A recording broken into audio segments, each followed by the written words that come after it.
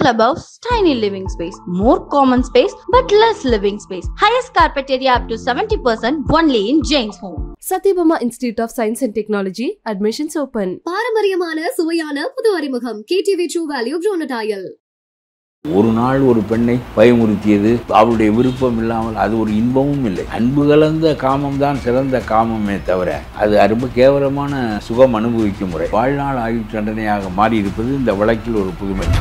சிறைக்குள்ளேயே வாழ்ந்து சிறைக்குள்ளேயே செத்து சிறைக்குள்ளேயே புதைக்கப்படுவோம் என்பதை நினைத்து பார்க்கின்ற போது இது ஒரு பெண்ணை மணந்து கொண்டு அந்த சுகத்தை அடைய முடியுமே? இந்த நீதி உடனடியாக கிடைத்தால்தான் தப்பு செய்வதற்கு அஞ்சுவார்கள். ஸ்டாலினுக்கு ஒரு கெட்ட குணம் உண்டு. பொய்யர்களின் ஆட்சி அது. உடனே எடப்பாடி காலத்தில் இந்த கொடுமை நடந்தது. அமைச்சருடைய மகன்களை எல்லாம் சேர்த்தார்கள். குற்றம் செய்தவர்கள் தண்டிக்கப்பட வேண்டும் என்பதிலே எடப்பாடி குறியாக இருந்துதான் சிபிசிஐடிக்கு மாற்றி கடைசியில் மத்திய புலனாய்வுத்துறையே இதை செய்யட்டும் என்று அவர் மாற்றியிருக்கிறார். அதிமுக அழுத்தம் கொடுத்தோம். அதெல்லாம் சும்மா இவர்கள் கிழித்தார்கள். இந்த வழக்கில் பிறல் சாட்சியே இல்லை. அப்படியானால் அரசாங்கத்தினுடைய குறுக்கீடு இல்லை என்று பொருள். இவங்க ஆட்சி வந்துட்டாங்க. 2 ஆண்டுகளில் அந்த வழக்கை ஒன்றுமில்லாமல் ஆக்கி விடுவார்கள். என்ன 4 ஆண்டுக்கு வைத்திருப்பான அந்த வழக்கை? இவருக்கு என்ன உறுத்தல் என்றால் ஸ்டாலினுக்கு இந்த அண்ணா பல்கலைக்கழக வழக்கு பயங்கர உறுத்தல். அவன் நேரடியாக திமுக காரன். நம்முடைய மந்திரி போய் திமுக காரன் வீட்டில் பிரியாணி சாப்பிடுவதை வழக்கமாக வைத்திருக்கிறார். யார் அந்த சார் என்பது மிகப்பெரிய விளம்பரத்துக்குள்ளான். அதிமுக காலத்தில் நடந்தது திமுக ஆட்சி முடிவடைகின்ற காலத்தில் தான் தீர்ப்பு வருகிறது. நீதி இவ்வளவு சுணக்கமாக இருக்க நம்முடைய நீதிமன்றங்களினால் தான் அரசியல்வாதிகள் திருந்தவில்லை. நம்மோட மூத்த அரசியல்வாதியும் தமிழ்நாடு தன்னுரிமை கழகத்தின் நிறுவன தலைவருமான பல கருப்பையா அவர்கள் இருக்காரு. அவர்கிட்ட நிறைய விஷயங்களை பேச. வணக்கம். இந்த பொள்ளாச்சி பாலியல் வழக்கில் வெளிவந்திருக்கக்கூடிய தீர்ப்பு, இந்த தீர்ப்பு எவ்வளவு முக்கியத்துவம் வாய்ந்ததா பார்க்க? இல்லை, மிகவும் முக்கியத்துவம் வாய்ந்தது தான். டெல்லியில் பேருந்தில் ஒரு பெண் கதற கற்பழிக்கப்பட்டது போல இங்கே இந்த பெண்கள் இதுபோல் கொடிய நிலைக்கு உள்ளாக்கப்பட்டிருக்கிறார்கள். ஆகவே இதை ஒரு 9-10 இளைஞர்கள் சேர்ந்து இதை படம் பிடித்து அவளை அச்சுறுத்தி இது போன்ற ஒரு வன்மனம் இளைஞர்களிடம் வளர்ந்து வந்திருப்பது என்பது நல்லதில்லை. இது போன்ற செயல்கள் தொடர்ந்து நடந்து கொண்டிருக்காதவாறு இதை தடுப்பதற்கு இத்தகைய தண்டனைகள் பயன்படும். ஏனென்றால் எல்லோரும் 20-25 வயதில் உள்ள பையன்கள், இன்னும் ஒரு 60-70 ஆண்டுகள் வாழத்தக்கவர்கள். ஒரு வாழ்நாள் தண்டனை என்பது 14 ஆண்டுகள் தான். பெரும்பாலும் எந்த குற்றங்கள் செய்தாலும் வாழ்நாள் தண்டனை என்பது 14 ஆண்டுகள் தான். கொஞ்ச காலத்துக்கு முன்பு டில்லி போன்ற இடங்களில் நடந்த இத்தகைய கற்பழிப்பு கொடூரங்களை வைத்துத்தான் 10 ஆண்டு, 5 ஆண்டு, 4 ஆண்டு, 3 ஆண்டு தண்டனை கொடுத்த நிலையிலிருந்து ஆயுள் தண்டனையாக அது மாறியது. இப்பொழுது ஆயுள் தண்டனை என்பது வாழ்நாள் ஆயுள் தண்டனையாக மாறியிருப்பது இந்த வழக்கில் ஒரு புதுமை. ஆகவே இவர்கள் இன்னும் ஒரு 60 வருடங்கள் வாழ்வார்கள் என்று சொன்னால் 60 வருடங்களும் சிறையில் இருக்க வேண்டும். எஞ்சிய வாழ்நாள் அழிந்து விட்டது. ஒரு நாள் ஒரு பெண்ணை பயமுறுத்தியது அவளுடைய விருப்பம் இல்லாமல் அது ஒரு இன்பமும் இல்லை. விருப்பமில்லாத ஒரு அன்பு கலந்த காமம் தான் சிறந்த காமமே தவிர ஒருத்தியை மல்லு கட்டி அது ரொம்ப கேவலமான சுகமுறை, சுகம் அனுபவிக்கும் முறை. ஆகவே இவர்களுடைய கொடிய மனநிலைகள் இவர்கள் எல்லோரும் சேர்ந்து கொண்டு இத்தகைய பெண்களை கதற வைத்து ரொம்ப பெண்களே வாழ முடியாத நிலைமை ஏற்பட்டுவிடும். ஒரு பெண் விரும்பாதவளை பிடித்து மல்லு கட்டி உன்னை நான் காதலிக்கின்றேன் என்று தொடர்ந்து சென்றான் ஒரு பையன். கடைசியில் அவள் எத்தனையோ முறை சொன்னாள், என்னுடைய வீட்டில் ஒப்புக்கொள்ள மாட்டார்கள், எனக்கு உன் மீது எந்த விருப்பமும் கிடையாது, ஆகவே என்னை பின்பற்றாதே என்று அந்த பெண் எவ்வளவோ சொல்லுகிறாள். ஒரு பெண் கடைசியில் அவன் நீ எனக்கு கிடைக்காவிட்டால் நீ எவனுக்கும் கிடைக்கக்கூடாது என்று சொல்லி அவளை ரயிலில் தள்ளிவிட்டான். அவன் இப்பொழுது ஆயுள் தண்டனை அனுபவித்துக் கொண்டிருக்கிறான். எதற்காக நான் இதை சொல்கிறேன் என்றால், ஒரு நல்ல கல்வி, நல்ல ஆசிரியர்கள், நல்ல குடும்ப சூழ்நிலை, சமூக சூழ்நிலை இவையெல்லாம் தான் இளைய தலைமுறையை உருவாக்க வேண்டுமே தவிர என்னுடைய காலத்தில் இது போன்ற அடாவடித்தனங்களும் அட்டூழியங்களும் நான் கேள்விப்பட்டதில்லை. இது ரொம்ப படுமோசமாக இருக்கிறது. என்ன வேண்டுமானாலும் செய்யலாம், பயமுறுத்தலாம், குடும்ப பெண்களை பிறகு நாசமாக்கலாம், கேவலப்படுத்தலாம், அவர்களை கொலை செய்யலாம். அது இன்பமும் இல்லை, அது வாழ்க்கை முறையும் இல்லை. எஞ்சிய காலமெல்லாம் நரகமாகிவிடும் என்பது அந்த இளைஞர்களுக்கு தெரியவில்லை.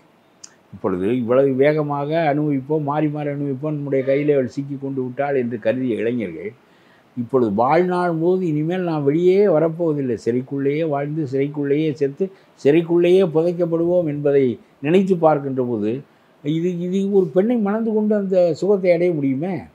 இயல்பாக எல்லாரும் அப்படித்தானே அடைகிறார்கள். அதையுமே நீதிமன்றத்தில் எங்களுக்கு திருமணம் கூட ஆகலை அப்படின்றத வேற அவங்க பேசி அவர்களுக்கு ஆமாம். அது ஆகவே இதெல்லாம் அந்த அறிவு தான் எல்லாவற்றுக்கும் வழிகாட்டி. உடலுக்கு கண்ணும் அறிவும் தான் ரொம்ப முக்கியம். கண் இல்லாவிட்டால் ஒன்றும் தெரியாது நமக்கு. பார்வை, உலகத்தை பற்றிய பார்வை கண் மூலம் தான் வருகிறது. நம்மை வழி நடத்துவது அறிவு தான். அந்த அறிவு கல்வியினால், பிறவற்றினால், படிப்பதனால், சிறந்த மனிதர்களோடு பழகுவதனால், எல்லாம் திருவள்ளுவர்லாம் சொல்வார், படிக்கவே முடியவில்லையா தொலைந்து விட்டு போகட்டும், நல்ல செய்திகளை பேசுகின்றவரிடம் கேடு என்று சொல்வார். இல்லாவிட்டால் பெரிய மனிதர்களிடம் பழகு என்று சொல்வார். அதன் மூலம் உங்களுடைய வாழ்க்கை செப்பமடையும் என்று சொல்வார். பெரியாரை துணைக்கோடல் என்றெல்லாம் சொல்வார். இந்த இளைஞர்களுக்கு ஒன்றுமில்லை, குடிப்பது, 10 பேர் சேர்ந்து கொண்டு ஆடுவது, எவனாவது ஒரு வசதியான ஒன்றை சேர்த்து கொண்டு அந்த வீட்டுக்கு கடத்தி கொண்டு போய் எல்லாரும் அனுபவிப்பது என்கின்ற. நான் சொல்லுகிறேன், அந்த பெண் பாழாக்கப்பட்டால் என்பது ஒரு பக்கம். இந்த இளைஞர்களுக்கு அறிவில்லாத காரணத்தினால் எஞ்சிய வாழ்க்கையை நரகமாக்கி கொண்டு விட்டார்கள். இது நாம் நினைப்பது வேறு. அதாவது இத்தகைய தண்டனைகளின் மூலம் பிறர் இனிமேல் தவறு செய்ய அஞ்சுவார்கள் என்பது நல்ல சங்கதி. இதுபோல் கடுமையான தண்டனைகள் கொடுக்கப்படுவதற்கு அடிப்படை காரணமே அதுதான். ஆனால் அதற்குள் உடனே நம்முடைய ஸ்டாலினுக்கு ஒரு கெட்ட குணம் உண்டு. அது ஒரு பொய்யர்களின் ஆட்சி. அது புழுகு மூட்டைகள் தான் அவர்களுடைய அரசியலை. உடனே எடப்பாடி காலத்தில் இந்த கொடுமை நடந்தது. எடப்பாடி சிபிசிஐடிக்கு மாற்றி சிபிஐக்கே பரிந்துரைத்திருக்கிறார். அவர் விரும்பியிருந்தால் அதில் அமைச்சருடைய மகன்களெல்லாம் சேர்த்தார்கள். அது எந்த ஒன்றும் ஒரு அமைச்சரையோ மற்றவரையோ சேர்த்தா தான் அந்த வழக்குக்கு மதிப்பு வரும். சேர்த்தார்கள். ஆனால் அவையெல்லாம் ஒன்றும் இல்லை என்று தெரிகிறது. மாட்டிக்கொண்டவர்கள் எல்லோரும் உள்ளே போயிருக்கிறார்கள். 1-2 பேர் ஏதாவது கட்சிகளில் இருந்திருப்பார்கள், அது முக்கியமில்லை. ஆனால் இந்த வழக்கில் குற்றம் செய்தவர்கள் தண்டிக்கப்பட வேண்டும் என்பதிலே எடப்பாடி குறியாக இருந்துதான் சிபிசிஐடிக்கு மாற்றி கடைசியில் மத்திய புலனாய்வுத்துறையே இதை செய்யட்டும் என்று அவர் மாற்றியிருக்கிறார். அது ஒரு வகையில் ஒரு நல்ல அறிகுறி தான். ஆனால் வழக்கு பதிவு செய்யவே தாமதப்படுத்தினாங்க. இதில் பாதிக்கப்பட்டவங்களுடைய விவரங்களை எல்லாம் வெளியிட்டாங்க. அதிமுக சரியாக அணுகல, நாங்கள் அழுத்தம் கொடுத்தோம். அதெல்லாம் சும்மா இவர்கள் கிழித்தார்கள். ஒரு அழுத்தம் கொடுத்ததினால் எல்லாத்துக்கும் பேசுகிறார்கள், நீட்டை அழித்து விடுவோம் பார்கள், ஒழித்து விடுவோம் பார்கள், நாங்கள் அழுத்தம் கொடுத்ததுன்னு. அதெல்லாம் அவர்கள் விரும்பி இருந்தால் நீ என்ன அழுத்தம் கொடுத்தாலும் அந்த வழக்கை மூடி விடலாம். இப்பொழுது அண்ணா பல்கலைக்கழக கற்பழிப்பு வழக்கு என்ன, அப்படியே ஓட்டி ஓட்டி ஓட்டி ஓட்டி ஒன்றும் இல்லாமல் ஆக்கி விடுவார்கள். இவர்களுடைய ஆட்சியே இன்னொரு 4 ஆண்டுகளுக்கு இருந்தால் அந்த வழக்கு மூடப்பட்டு விடும். இதைத்தான் அவர்கள் செய்கிறார்கள். இது ஒரு அந்த கட்சியிலும் அது உண்டு, பிற கட்சிகளிலும் அது உண்டு என்பது ஒரு பக்கம் இருந்தாலும், நான் சொல்கிறேன், எடப்பாடி இதில் செய்த குற்றம் விரும்பி இருந்தால் எளிதாக அரசாங்கம் அதை மூடிவிட முடியும். அது மட்டுமல்ல, சிபிஐக்கு கொடுக்க வேண்டிய கட்டாயம் இல்லை. அதில் நம்ம மக்கள் மத்தியில் ஒரு கொதிப்பு இருந்தது இல்லைங்கய்யா. இப்படி ஒரு சம்பவம் நடந்திருக்கு அப்படிங்கும்போது மக்களுடைய அந்த கோர்ட்டுக்கு தானே போக முடியும். நீங்கள் வேற என்ன செய்ய முடியும்? அரசாங்கமே அது நேரடியாக சிறையில் அடித்து விட முடியுமா? கோர்ட்டுக்கு போக முடியும். இல்லை அழுத்தம் என்பது ஒரு கொடுமை நடக்கின்ற போது பொதுவாக ஒரு கொதிப்பு ஏற்படும் என்பது வேறு. இந்த அண்ணா பல்கலைக்கழகத்திற்கு 1000 அழுத்தம் கொடுக்குறோம். என்ன நடந்திருக்கிறது? போட்டு அப்படி நாளாக சரியாக அழுத்தி விடுவார்கள். பிறகு அப்படி உழட்டி விடுவார்கள். பிறல் சாட்சிகளாக வரும். இந்த வழக்கில் பிறல் சாட்சியே இல்லை. இது ஒரு பெரிய புதுமை என்று சொல்கிறார்கள். அப்படியானால் அரசாங்கத்தினுடைய குறுக்கீடு இல்லை என்று பொருள். அரசாங்கத்தினுடைய குறுக்கீடு இருந்தால் அந்த பழைய அரசாங்கம் 2019 21 இவங்க ஆட்சி வந்துட்டாங்க. 2 ஆண்டுகளில் அந்த வழக்கை ஒன்றுமில்லாமல் ஆக்கி விடுவார்கள். அதுனா 4 ஆண்டுக்கு வைத்திருப்பான அந்த வழக்கை. போலீஸ் தான் இதை கையாளுகிறான். எந்த வழக்குகளை எந்த காரியத்தை செய்திருக்கிறார், கள்ளக்குறிச்சியில் சாகிறவனாக இருந்தாலும் சரி, கற்பழிப்பில் இது அரசாங்கங்களுடைய தன்மை. இது தகுதியான மனிதர்களின் ராஜாஜி காலம், காமராஜர் காலத்தில் இதெல்லாம் தலையிடவே மாட்டார்கள். எது தவறானவர்களோ அவர்கள் தண்டிக்கப்பட்டும் என்று விட்டு விடுவார்கள். ஆகவே இதில் எடப்பாடி செய்தது ஒன்றுமில்லை. இவர் ஏற்றி பார்க்கிறார். இவருக்கு என்ன உறுத்தல் என்றால், ஸ்டாலினுக்கு இந்த அண்ணா பல்கலைக்கழக வழக்கு பயங்கர உறுத்தல். அவன் நேரடியாக திமுக காரன். நம்முடைய மந்திரி போய் திமுக காரன் வீட்டில் பிரியாணி சாப்பிடுவதை வழக்கமாக வைத்திருக்கிறார்.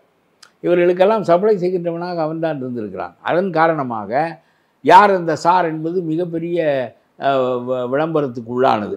ஆகவே இவருக்கு அந்த உறுத்தல் இருக்கிற காரணத்தினாலே உங்களுடைய காலத்தில் அப்படி நடந்தது, இப்படி நாங்கள் போராடினோம். இது 2 ஆண்டுகளில் நீ போராடி எல்லாம் நடந்து விடுமாக்கும். என்ன போராட்டம் என்றால் ஒரு நாளைக்கு ஆர்ப்பாட்டம் செய்வாய். இது எல்லா காலத்திலும் எல்லாவற்றுக்கும் தான் செய்கிறீர்கள். ஆகவே இந்த அரசாங்கம் நாணயமான அரசாங்கமாக இருந்தால் தூத்துக்குடியில் 13 பேரை சுட்டுக் கொண்ட 17 காவலாளிகளின் மீது நடவடிக்கை எடுத்திருக்க வேண்டும். நீதிபதி சொன்னார், நடவடிக்கை எடு, அவனுக்கு கிரிமினல் வழக்கு, குற்றச் செயல். ஆகவே வேண்டுமென்று குறிவைத்து சுட்ட அவர்கள் தூக்குக்கு உரியவர்கள். செய்தாரா ஸ்டாலின்? நான் கேட்கிறேன்.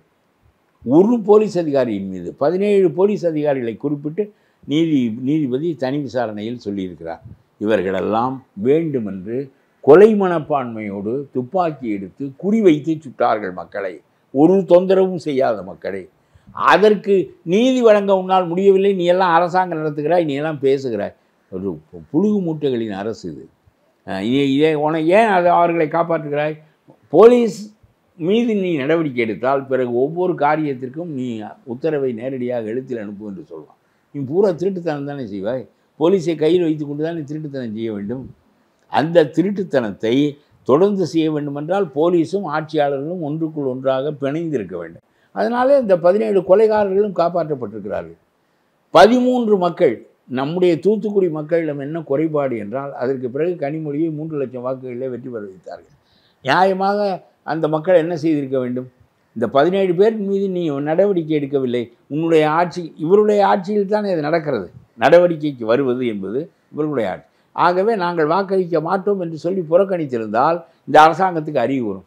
கனிமொழி 3 லட்சம் வாக்குகளை வெற்றி பெற்றால் இன்னொரு தரம் 13 பேருக்கு பதிலாக 50 பேரை சுடுவான்.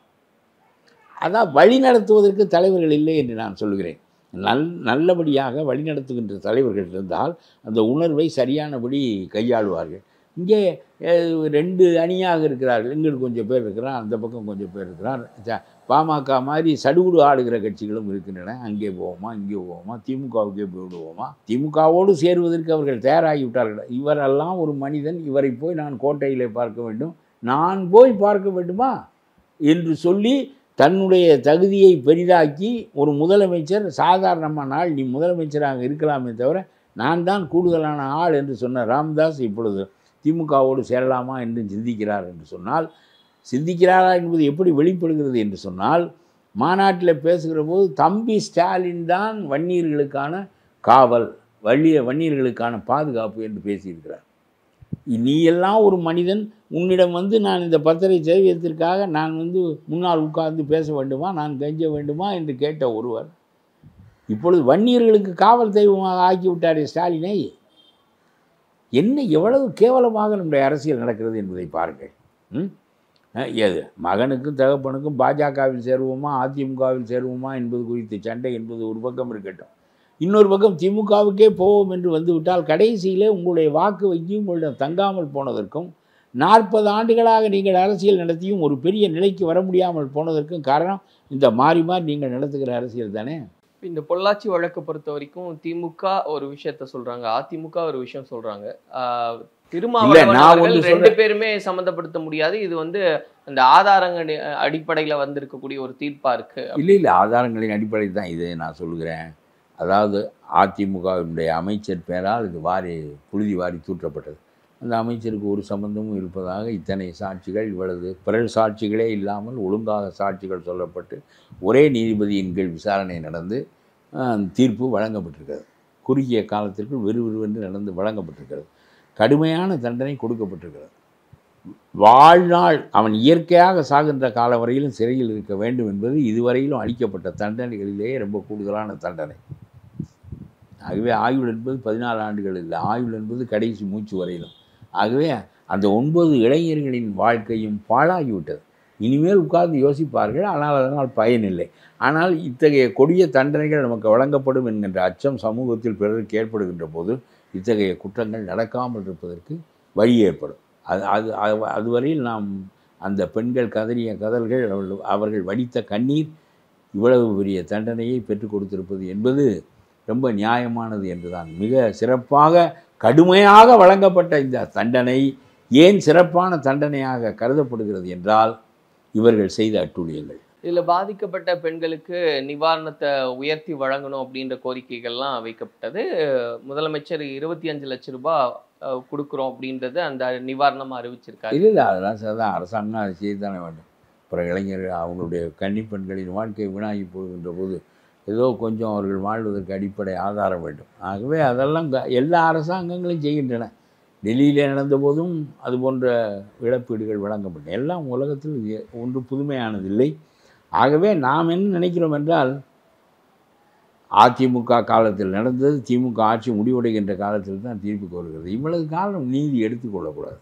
ஓராண்டு 6 மாதத்தில் அந்த வழக்குகள் விசாரிக்கப்பட்டு தண்டனைகள் வழங்கப்பட்டால் நீதி இவ்வளவு சுணக்கமாக இருப்பது நம்முடைய நீதிமன்றங்களினால் தான் அரசியல்வாதிகள் திருந்தவில்லை என்பது என்னுடைய கருத்து. இல்லை, ஒரு நியாயமான தீர்ப்பு வரணும்னா இத்தகைய ஆண்டுகளெல்லாம் தேவையில்லை. உலகத்தில் அரசியல் சாசன வழக்குகளையே 6 மாதத்தில் முடித்து விடுகிறார்கள் அமெரிக்காவிலெல்லாம். அந்த வழக்குக்காக எல்லா வழக்கையும் நிறுத்திவிட்டு வேலை செய்வார்கள். இங்கேயெல்லாம் காஷ்மீரினுடைய அடிப்படை சாசன வழக்குக்கே எடுத்துக்கொள்வதற்கு 3 ஆண்டுகள் ஆனது. அதை மக்கள் மறந்து விடுகின்ற போது தான் எடுப்பார்கள். பிறகு தீர்ப்பை அவர்களுடைய போக்கிலே சொல்லுகிறார்கள். ஆகவே நம்முடைய முதலில் நீதிமன்றங்கள் போதா, நீதிபதிகள் போதா, அதற்கு மேல் அரசியல் குறுக்கீடு வரம்பு மீறி நம்முடைய நாடுகளில் இருக்கிறது. ஆகவே ஆட்சியாளன் திமுகவை போல எல்லாவற்றிலும் குறுக்கிடுகின்ற ஆட்சியாளர்கள், அப்புறம் போலீஸ் ஒரு வளவளத்த போலீஸ், ஆட்சியாளர்களின் காவல் நாய்களாக ஏவுகூலிகளாக செயல்படுகின்ற போலீஸ், மூன்றாவது நீதிமன்றங்கள் போதுமானவையும் இல்லை, அவை ரொம்ப சவசவத்த நிலையிலே இருக்கின்றன. ஆகவே ஒரு வழக்குக்கு அதிமுக காலத்தில் 2 ஆண்டு, இப்போ 4 ஆண்டு 6 ஆண்டுகள் ஆகியிருக்கிறது. அவர்கள் இன்னமும் மேலையெல்லாம் போவார்கள். அது ஒரு பக்கம் இருக்கட்டும், ஆனால் உள்ளே போய்விடுவார்கள். இந்த நீதி உடனடியாக கிடைத்தால்தான் தப்பு செய்வதற்கு அஞ்சுவார்கள். இப்போ நீங்கள் சொன்ன கருத்தோட ஒத்த கருத்தை தான் தாவேகா தலைவர் விஜய் அவர்கள் முன் வச்சிருக்காரு. குழந்தைகள் மேலே, பெண்கள் மேலே இந்த மாதிரியாக நிகழ்த்தப்படக்கூடிய வழக்குகள் பொறுத்த வரைக்கும் 90 நாட்களுக்குள்ள ஒரு தீர்ப்பு அப்படின்றது சரியா இருக்கும். அதற்கான அமைப்பை நம்ம நாட்களுக்குள் நடத்த முடியாது. அவர் 10 நாளைக்குள் வாயால் சொல்வது 10 நாளைக்குள் கூட சொல்லலாம். ஒரு 6 மாதம், ஓராண்டுக்குள்ளாக எல்லா வழக்குகளும் முடிந்து உள்ளே போனால் தானே. என்றால் சாட்சிகளை சேகரிக்க வேண்டும், சில குற்றவாளிகள் பிடிபடாமல் இருப்பார்கள், இதெல்லாம் இருக்கும். ஆனால் இது போன்ற கடுமையான குற்றங்களில் போலீஸ் வெகு வேகமாக செயல்படுகின்ற நிலை இருக்க வேண்டும். இப்பொழுதெல்லாம் இன்னொரு நாட்டுக்குள் குறிவைத்து ஒரு குறிப்பிட்ட கட்டிடத்தை தாக்குகிற ஏவுகணை அளவுக்கு வளர்ச்சி வந்திருக்கின்ற போது இந்த அறிவு வளர்ச்சியை நாம் குற்றவாளிகளை சீக்கிரமாக கடைபிடிப்பதற்கும் தடயங்களை தேடி அறிவதற்கும் பயன்படுத்த வேண்டும். அவ்வளவு காலம் வளர்ச்சி அடைந்திருக்கிறது. இன்னொரு நாட்டுக்குள் யாரையும் தாக்காமல் நேரடியாக போய் பயங்கரவாதிகள் இருக்கின்ற வீடுகளை அழிப்பது, அதை அந்த நாட்டு இராணுவம் தடுக்க முடியாதபடி அழிப்பது என்கின்ற அளவிற்கு இவ்வளவு நுட்பமான தொழில்நுட்பங்கள் வளர்ந்திருக்கின்ற போது அது மாதிரி இந்த கிரிமினல் வழக்குகளுக்கும் விறுவிறுவென்று சாட்சிகளை நம்முடைய போலீஸ் அப்படி இது 50 ஆண்டுகளாக இந்த திராவிட ஆட்சிகள் இருப்பதனுடைய விளைவு, இவர்கள் பொதுவாக எல்லாவற்றையும் சாகடித்து விட்டார்கள்.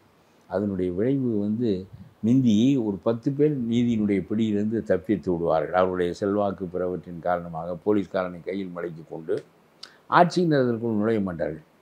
இப்பொழுது ஆட்சியில் அதாவது அரசியல் காரணங்களுக்காக நுழைகின்ற தலையீடுகள் இருந்திருக்கும், அது வேறு.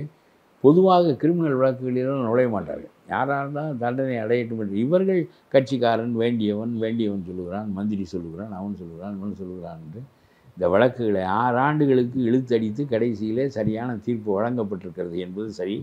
ஆனால் இதற்காக நாம் மகிழ்ச்சி அடைகிறோமே தவிர ஒவ்வொரு வழக்குக்கும் 6 ஆண்டுகள் 8 ஆண்டுகள் எடுப்பது என்பது நீதியினுடைய தோல்வியை காட்டுகிறது என்பதுதான் என்னுடைய கருத்து.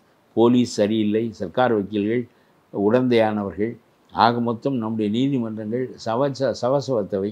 அதனுடைய விளைவாக இது போன்ற காரியங்களெல்லாம் இன்னமும் வேகமாக நடக்க வேண்டும். ஒரு குற்றம் தண்டிக்கப்பட்டது என்பதிலே இவர்கள் 10 பேர் கருத்து சொல்வதில்லை. இந்த குற்றம் சமுதாயத்தில் ஒரு அதிர்வை உண்டாக்க வேண்டும். இது மாதிரி மனப்போக்குடைய இளைஞர்களிடம் அச்சத்தை உண்டாக்க வேண்டும். அச்சமே கேள்கிறது ஆச்சாரம் என்று வள்ளுவன் சொல்லுவான். கல்வியால் சீர்திருத்தலாம், பெற்றோர் நல்ல குடும்பத்தில் பிறப்பதினால் நல்ல வளர்ப்பினால் ஒருத்தனை சீர்திருத்தலாம். இப்படியெல்லாம் ஒன்றுக்குமே சீர்திருத்த முடியாதவனை கயவன் என்று வள்ளுவன் சொல்லுவான்.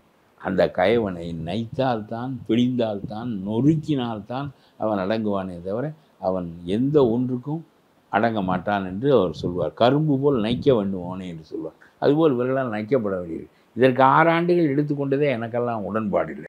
இந்த தீர்ப்பு எப்படியான ஒரு படிப்பினையை உண்டு பண்ணும் சார்? ஏன்னா இனி எதிர்வரும் உடனே நடந்தால் இன்னும் வேகமாக இருக்கும். சமுதாயத்தில் இது போன்ற மனப்பான்மையுடைய இளைஞர்களுக்கு அச்சத்தை உண்டாக்க வேண்டும்.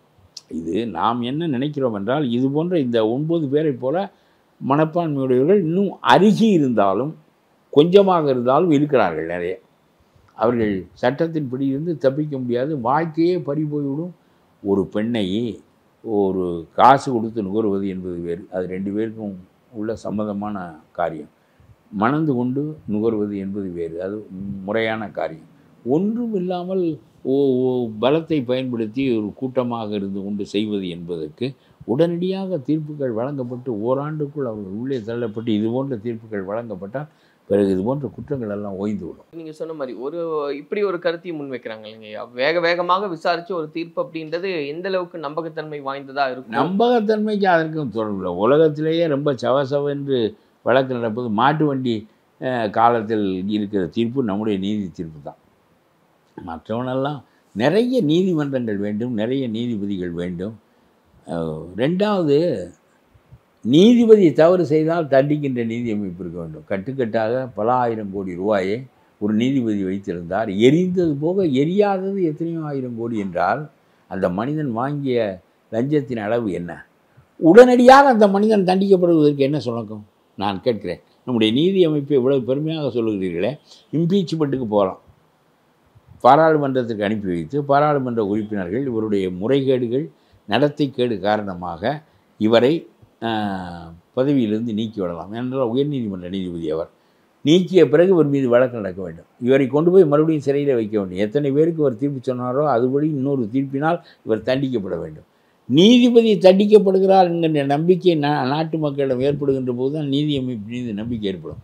இவர்களிடமே எனக்கு தெரிய போலீஸ்காரன் எங்களுடைய ஊரில் ஒரு பெண்ணை கற்பழித்து விட்டான் போலீஸ்காரன். நான் சொல்வது, நான் நகர காங்கிரஸ் கமிட்டி மாவட்ட காங்கிரஸ் கமிட்டி தலைவராக இருந்தேன் காரைக்குடியில். அவள் கடைசி பேருந்து போய்விட்டது. அந்த நீதிமன்ற காவல் அதிகாரியிடம் போய், ஐயா அந்த திண்ணையில் படுத்துக்கொள்கிறேன், காலையில் முதல் வண்டி வந்து இப்பொழுது போல் இரவெல்லாம் முதல் வண்டி வந்த பிறகு போய்விடுகிறேன் என்று சொல்லி அந்த பெண் அனுமதி கேட்டால், இளம்பெண், திருமணமாகாதவன், பார்ப்பன பெண். அவர் படுத்துக்கொள் என்று சொல்லிவிட்டு போய்விட்டார். அங்கே இருந்த காவலர்கள் 2-3 பேர் சேர்ந்து கொண்டு இவளை ஏன் கொசுக்கடியில் வெளியே படுத்திருக்கா, காத்தாடியில் படுத்துக்கொள்ள என்று நம்ப வைத்து உள்ளே கொண்டு போய் கெடுத்து நாசப்படுத்தி விட்டார்கள். அதற்கு பிறகு இதற்காக நாங்கள் போராடினோம். காவல் நிலையமா காம நிலையமா, காவல் நிலையமா காம நிலையமா என்று நான் என்னுடைய தலைமையில் தான் அந்த போராட்டம் நடந்தது. கடுமையான போராட்டம். அப்பொழுது அந்த பெண் பக்கத்து கிராமத்திற்கு போய் கடைசியில் அவள் குளத்தில் வழுக்கி விழுந்து இறந்து போய்விட்டாள் என்று சொல்லி அவளை சாகடித்து விட்டார்கள். அந்த தடயங்களை அழித்து விட்டார்கள். இதை செய்த பெரிய போலீஸ் அதிகாரி ஒருவர் இருந்தார், சர்க்கிள் இன்ஸ்பெக்டர். அவர் என்ன ஒரே ஒரு கருத்து சொன்னார்னா, எனக்கு ரொம்ப நட்பு அவர் என்ன சொன்னார், கற்பி அந்த வழக்கை பெருசுப்படுத்தாதே, போலீஸ் மீது இருக்க நம்பிக்கை போய்விடும் என்று சொன்னார். எனக்கும் அவருக்கு அந்த தாவாவை சொல்லுகிறேன். போலீஸ் மீது இருக்க நம்பிக்கை போய்விடும், போலீஸ்காரனே கற்பழிக்கிறான் என்று மக்கள் நினைத்தார். போலீஸின் மீது உள்ள நம்பிக்கை போய்விடும். அவருடைய அறியாமை, அவருடைய அறிவு அவ்வளவுதான். நான் சொன்னேன், போலீஸ்காரனை தண்டித்தான், வழக்கு போட்டான் என்று சொன்னால் போலீஸின் மீது மதிப்பு ஏற்படுமா, மதிப்பு போகுமா என்று கேட்டேன். ஆகா, போலீஸாக இருந்தாலும் போலீஸ்காரனை உடுப்பை கழட்டி விட்டு அவனை நீதிமன்றத்தில் நிறுத்தி தண்டனை வாங்கி அனுப்பியிருக்கிறார்கள் என்று சொன்னால், ஏதோ அந்த பெண்ணுக்கு போன கற்பு திரும்ப வராது என்று சொன்னாலும் கூட ஒரு ஆறுதல் இருக்கும். ஆகவே நீங்கள் நினைப்பது போல் போலீஸினுடைய மரியாதையை காப்பாற்ற வேண்டுமென்றால் இந்த வழக்கு மூடி மறைக்கப்பட வேண்டும் என்று சொல்லி சட்டமன்றத்திற்கு வந்தது, விவாதத்திற்கு வந்தது. அப்பொழுது எம்ஜிஆர் முதலமைச்சராக இருந்தார். அந்த வழக்கு மூடப்பட்டது. அவர்களுக்கு சார்பான எம்எல்ஏ அந்த பெண் பைத்தியக்காரி என்றும் அரலூசி என்றும், ஆகவே அவள் குளத்தில் வழுக்கி விழுந்து செத்து போய்விட்டாள், ஆக போலீஸ்காரர்கள் மீது பொய்யாக குற்றம் சாட்டப்பட்டது என்றெல்லாம் சொல்லி அதை ஒன்றும் இல்லாமல் செய்துவிட்டார்கள். எம்ஜிஆருக்கு இது தெரியாது. எம்ஜிஆர் தவறு செய்கின்றவர் இல்லை. போலீஸில் கொடுக்கின்ற ரிப்போர்ட்டை வாங்கி அவர் கொடுத்தார். ஆக இது துக்குளத்தில் ஏராளமாக இந்த செய்தி பெரிய அளவில் வந்தது. தினமணி மற்ற எல்லா பத்திரிகைகளிலும் வந்தன. நான் இதற்காக 6 மாதம் சிறையில் இருந்தேன். ஏனென்றால் இதை எதிர்த்து நாங்கள் போராடிய போது சிறையிலே வைத்தார்கள். நான் ஜாமீனில் வருவதில்லை என்று சிறையில் இருந்தேன். நானும் இன்னொரு 2-3 நண்பர்களும் சேர்ந்து சிறையில் இருந்தோம். என்னை காரைக்குடி நகர காங்கிரஸ் கமிட்டி தலைவராக இருந்தார் விஜயராகவன் என்ற அவர், ராஜாமணி என்கின்ற ஒரு தொண்டர், 3 பேரும் சிறையில் இருந்தோம். 6 மாதம் இருந்தோம். 6 மாதத்திற்கு பிறகு எங்களை வெளியேற்றினார்களே தவிர அந்த பெண் செத்து போய்விட்டாள். கற்பழிக்கப்பட்டது தான். இந்த போலீஸ்காரர்கள் காப்பாற்றி விட்டார்கள். நான் சொல்லுகிறேன், கடவுளிடமிருந்து நீ அவனை காப்பாற்ற முடியாது. இறுதி தண்டனை ஒன்று உனக்கு இருக்கிறது. உண்மையிலேயே கடவுள் இருக்கிறார் என்பது உங்களுடைய நம்பிக்கையாக இருந்தால் இறுதி தீர்ப்பை அவன் வழங்குவான், நீ அல்ல இறுதி தீர்ப்பு வழங்க போன்றவன். நாம் செய்த குற்றத்திற்கான தண்டனையை அனுபவித்து விட்டு போய்விட்டால் 2 தீர்ப்பு நமக்கு வராது. இங்கேயே நாம் தண்டனையை அனுபவித்து விட்டால் இன்னொரு தீர்ப்பிலிருந்து தப்பலாம், இல்லாவிட்டால் தப்ப முடியாது என்பது என்னுடைய நம்பிக்கை. That is my belief. ஆகவே அந்த போலீஸ்காரர்கள் அதற்கு பின்பு சர்வீஸில் தொடர்ந்தார்கள். அந்த இன்ஸ்பெக்டர் ரிட்டையர் ஆகி போனார். ஆக அந்த வழக்கு ஊற்றி மூடப்பட்டது. ஒரு பெண் அநியாயமாக கொலை செய்யப்பட்டால் ஊரணியில் விழுந்து செத்ததாக அந்த பெண்ணினுடைய கற்பு பறிபோனது. இதெல்லாம் நான் சொல்வது ஒரு 20-30 ஆண்டுகளுக்கு முன்பு நான் அரசியலில் நுழைந்த காலத்தில் நடந்தது. காவல் நிலையமா காம நிலையமா 6 மாதம் நாங்கள் சரியாக இருந்துவிட்டு என்னுடைய தன் வரலாறு நூல் ஒன்று எழுதியிருக்கிறேன்.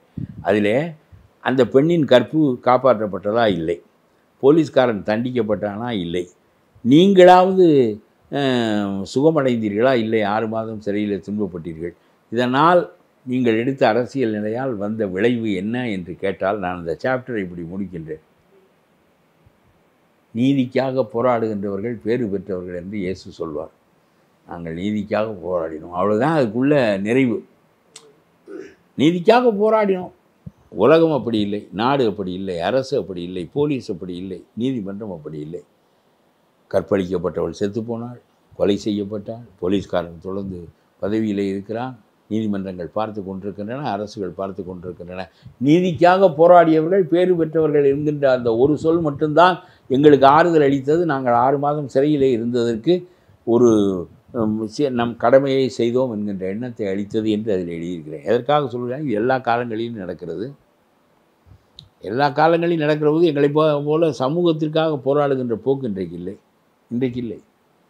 அரசாங்கங்கள் 2 ஆர்ப்பாட்டம் நடத்தி விட்டு ஓய்வார்கள். அரசாங்கங்கள் அவர்களுடைய போக்குப்படி இந்த அண்ணா பல்கலைக்கழக அதனுடைய தொடர்ச்சி தான் இதெல்லாம். இது போலத்தான் இந்த நாடு இருக்கிறது. ஆக தகுதியான முதலமைச்சர்கள் இல்லை, தகுதியான அமைச்சர்கள் இல்லை, அரசுகளெல்லாம் மந்திரிகளெல்லாம் சிறைக்கு போகின்றவர்களாகவும் வருகின்றவர்களாகவும் இருக்கிறார்கள். இவர்கள் கையிலே இந்த நாட்டினுடைய நிதிநிலை அறிக்கையிலிருந்து நாட்டினுடைய வளங்கள் அத்தனையும் ஒப்படைக்கப்பட்டிருக்கின்றன. சுரண்டியது போக மற்றவற்றை செய்து கொள்கிறார்கள். இதற்கு இவர்களுக்கு ஒரு பெரிய கட்சி நிறுவனம் கையில் இருக்கிறது. ஒரு பெரிய கட்சி நிறுவனத்தை கையில் வைத்திருந்தால் அவனுக்கு 214 தொகுதியிலும் தேர்தலில் நிறுத்துவதற்கு ஆள் இருந்தால், அவனிடம் போதுமான பணம் இருந்தால் அந்த கட்சிக்காரனிடம் இவர்கள் ஆட்சியை பிடித்து விடுவார்கள். அப்புறம் இவர்களுடைய தரத்திற்கு ஏற்பதான் இந்த ஆட்சி அமையும் என்பதுதான் இன்றைய ஜனநாயகம். நன்றிங்க ஐயா. அந்த விரைவான தீர்ப்பு கிடைக்கிற பட்சத்தில் குற்றங்கள் குறையும், ரொம்ப குறையும். 6 ஆண்டுகளாக இதற்கு. ஆனால் இந்த வழக்கில் பிறல் சாட்சியே கிடையாது. சொன்னவர்கள் சொன்னபடி இல்லை, பல்ட்டி அடிப்பார்கள். அதாவது வழக்கு பதிவு செய்யும்போது இந்த குற்றத்தை நான் பார்த்தேன், இந்த பெண்ணை இவர்கள் கற்பழித்தது எனக்கு தெரியும் என்று சொல்வார்கள். பிறகு சாட்சி சொல்லும்போது இல்லை என்றார். பொன்முடியினுடைய வழக்கிலெல்லாம் பிறன் சாட்சிகள் தான் அதிகம். பொன்முடியின் வழக்கு விசாரிக்கப்படுகின்றோம். அதனால தான் மந்திரியாக இருக்கின்ற போது இவன் சாட்சிகளை மிரட்டி விடுவான் என்று சொல்லுகிறார்கள்.